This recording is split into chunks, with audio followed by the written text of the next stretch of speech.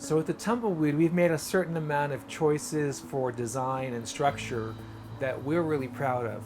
We created our own Tumbleweed trailer. It's proprietary design that really is unique and special for holding a wood house on wheels this size, because when we started doing this, there really wasn't any trailer out there available. And on this trailer, what we're doing is we're doing 2x4 frame construction. That's what you'd find in a regular house. So this is built like a regular house. We're doing a spray-in insulation which fills the entire cavity and gives us over R20 in the walls. What does that mean? Well, that means that this is going to be a really affordable and easy house to heat and cool. Think about your car. You can heat your car up and cool it down real fast. Now, it doesn't have dual pane windows, but because the space is so small, it doesn't take much to get it to the right temperature. And the same applies for a tiny house. For our windows, we're using a low E dual pane tempered glass window. It's a really fantastic window, and it's wood all the way around. But what we've done on the outside is we've gone with the aluminum cladding. The aluminum cladding makes it so you don't have to repaint it every few years. It keeps it nice and strong over the years. And these open up so wide and so big, it's really fantastic. The reason we've done the awning, which goes this way rather than a casement this way, is that on a house like this, on the outside, there's not a lot of eaves. So you can't open the windows too far when it's raining unless they're this style. Okay, so here is our optional apartment size fridge. In the past, we've only used the under counters. This is our new apartment style fridge. It's got the fridge below, and then it also has the freezer above. So this kitchen features are pretty much our standard options. We have the butcher top and the induction cooktop.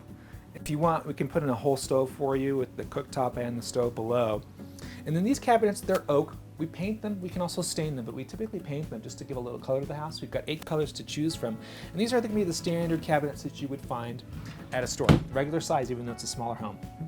And then as far as the interior finish of the walls, we've gone with pine, tongue and groove board. A couple reasons. One, it's very lightweight, and two, it's beautiful. And one thing you can't tell from there, but I can tell from here, is it just smells amazing in here.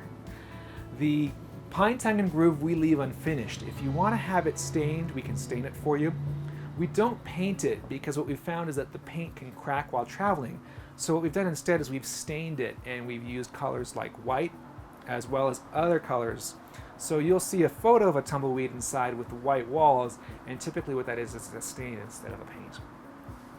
Some of our options we have are the ladder stairs. They definitely make it a lot easier to go up and down. Typically we're going to have the rolling ladder as our standard option in the house. These ladder stairs are great. We've added another option as well, so if you want to have the drawers placed into them as well, you can do that too. On the outside, we've chosen to go with cedar siding. Cedar is great for several reasons. One, it's incredibly weather resistant and bug resistant. And two, it's incredibly lightweight compared to other woods.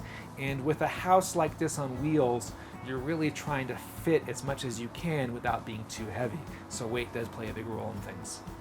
So I'm standing here and I got 2 Tumbleweeds. I've got an all-electric model and I've got the electric propane mix. And the real big difference between those two is going to be how readily accessible are you going to be to the grid. So if you're going to be someplace in the middle of nowhere and you don't know if you're going to have that 50 amp, then the combo is a good deal. But if you think you're going to be in RV parking lots the whole time, then go with the 50 amp, and that's a great choice.